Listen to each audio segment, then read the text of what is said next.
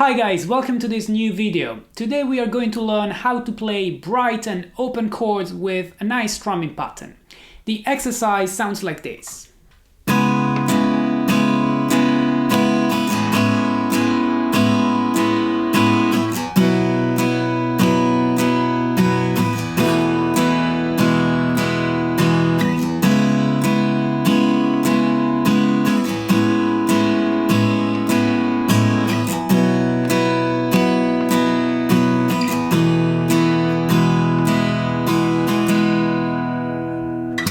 Alright guys, so first of all let's have a look at the chords that I was playing.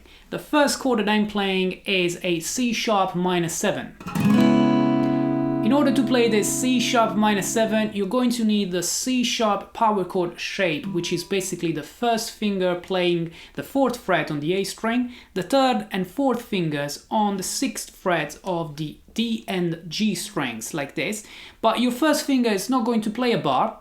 You are actually going to play only one single note, because the B and the E strings, so the two strings at the bottom, the first and the second strings, are going to be your common open strings for all of the chords we are going to play. So the C sharp minor 7 sounds like this. Now when you strum this, you can strum 6 strings. You just need to make sure that the low E string on top is muted by your first finger. So the first finger, as I said, is not playing a bar, is only playing a single note, but it's also muting the low E string like this. So when I strum this chord, the low E on top is muted by the first finger. Now, to play the second chord, you just remove the first finger from the C sharp, so in this way you're playing an open A, and you bring your thumb on top in order to mute the low E string, this time with your thumb. This chord, the second chord, is going to be called A major 9. So again, to go from C sharp minor 7 to A major 9, you just remove your first finger and you bring your thumb up to mute the low E string.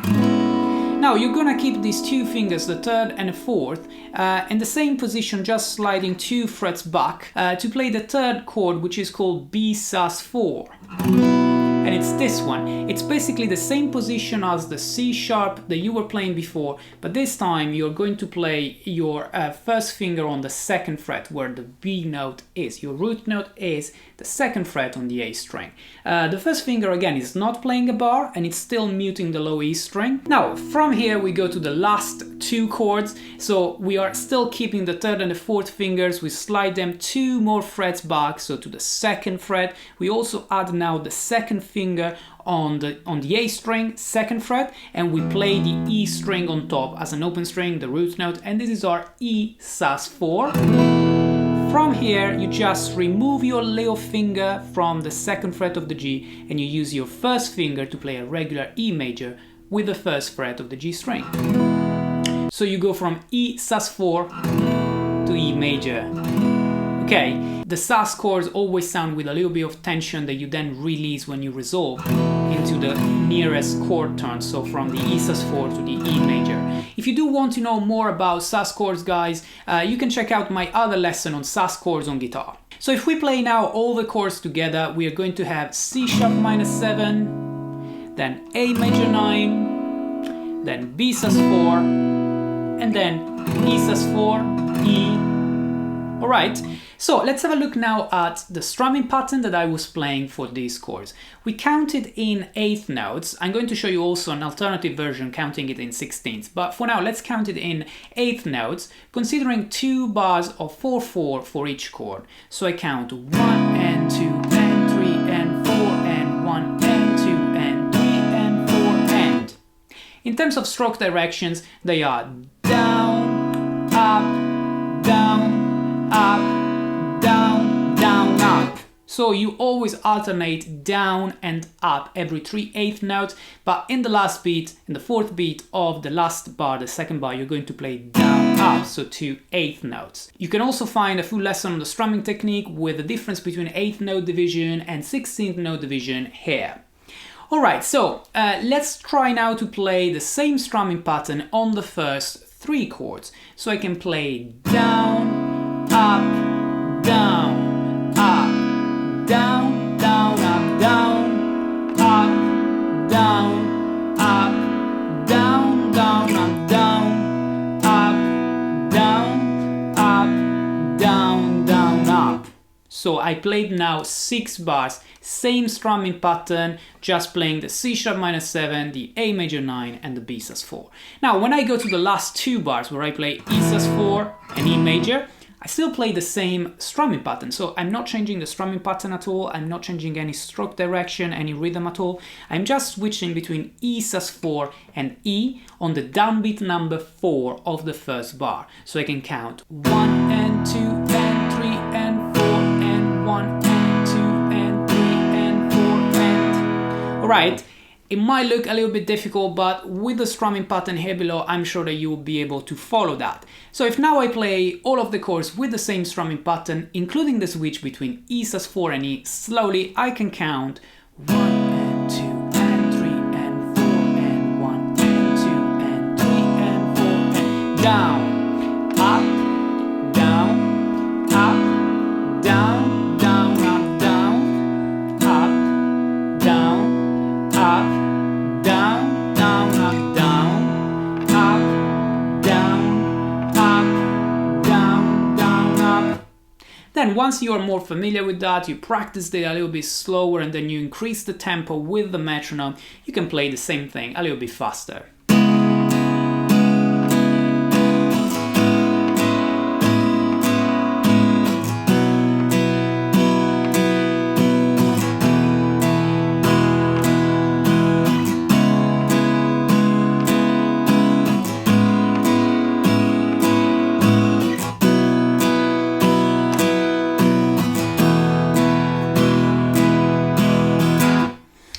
Okay, so when you play that fast, you might want to count the strumming pattern slightly differently in order to fit with maybe a slower tempo beat or a slower tempo backing track or drum loop that you might have.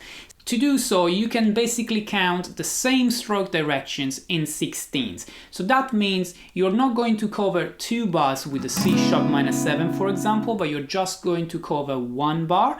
But rather than counting 1 and 2 and 3 and 4 and, you're now counting 1 E and A2 E and A3 E and A4 E and A. So it's the same strumming pattern, just counted in 16th notes rather than 8th notes, which means that you're going to find 4 movements down, up in each beat. Okay, so you need only 1 bar to cover the entire strumming pattern that we were playing in 8th notes over 2 bars. So if I play now counting in 16th notes over all of the chords, it sounds like this.